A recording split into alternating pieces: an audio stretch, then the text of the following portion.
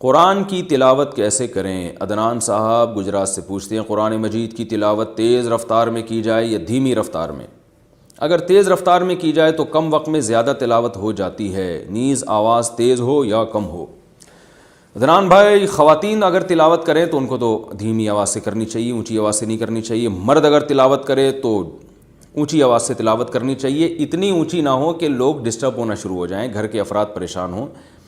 لیکن اس کی بڑی برکت ہوتی ہے، گھر میں جب اونچی آواز سے تلاوت ہوتی ہے تو حدیث سے یہ بات ثابت ہے کہ اس سے شیاطین کے اثرات گھر میں ختم ہوتے ہیں، فرشتے اس تلاوت کو سنتے ہیں، اس سے برکتیں ہوتی ہیں۔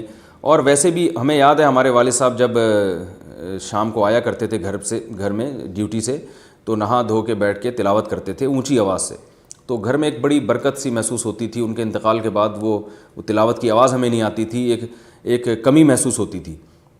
تو گھر کا سربراہ گھر میں بیٹھ کے اگر اونچی آواز سے تلاوت کرے تو اس کی اور ہی الگ برکت ہوتی ہے۔ لیکن اس میں یہ بات بہرحال ضروری ہے کہ گھر کے افراد کو تکلیف نہ ہو۔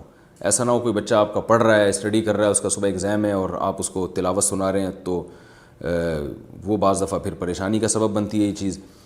رہا یہ مسئلہ کہ اسپیڈ میں تلاوت کی جائے یا آہستہ رفتار سے، اسپیڈ میں بھی تلاوت کر سکتے ہیں، اور اگر آپ سمجھتے ہیں اس سے زیادہ تلاوت ہو جائے گی تو تیز رفتاری سے تلاوت کریں۔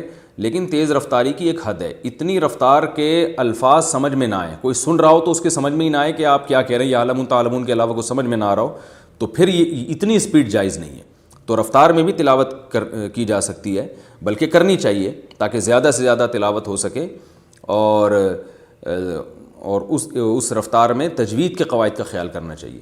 ہاں، اگر سمجھ کے قرآن پڑھ رہے ہیں، آپ کو عربی آتی ہے ماشاءاللہ، تو پھر اتنی اسپیڈ ہو کہ آپ کو یہ پتہ بھی چلے کہ آپ یعنی مفہوم کی طرف بھی آپ کی توجہ جائے۔ تو اتنی زیادہ اسپیڈ کر لینا کہ مفہوم ہی سمجھ میں نہ آ رہا ہو آپ کے، تو بھی غلط ہے۔ تو اگر قرآن سمجھ کے پڑھیں گے تو پھر اتنی رفتار ہونی چاہیے کہ آپ کو ایک ایک آیت پہ غور کرنے کا موقع ملے۔